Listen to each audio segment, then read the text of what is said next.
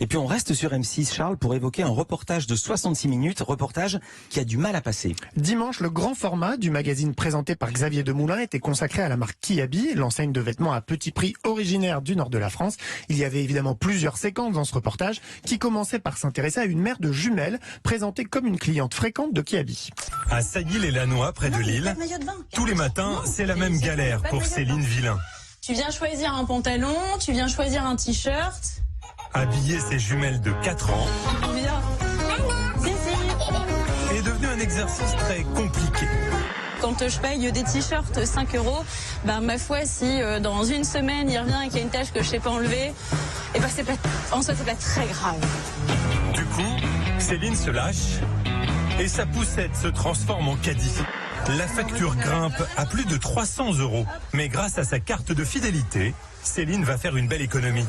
Voilà, je suis hyper surprise de me dire j'arrive à avoir autant de choses pour les filles dans un budget qui reste hyper maîtrisé.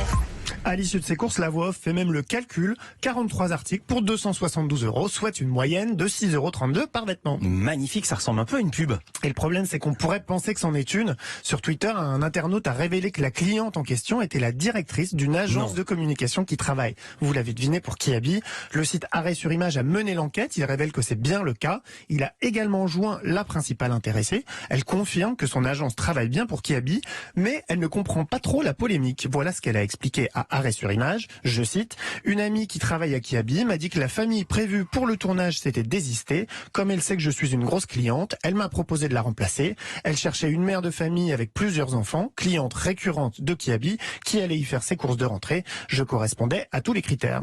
Et du côté de M6, comment on explique cela? Alors Arrêt sur Image a évidemment joint la production du magazine, qui a renvoyé le site vers la société de production qui a tourné le reportage. Je cite: nous avons vérifié avec sa carte de fidélité qu'elle était bien une cliente très régulière.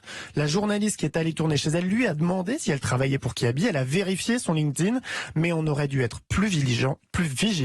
On s'est fait avoir comme des bleus.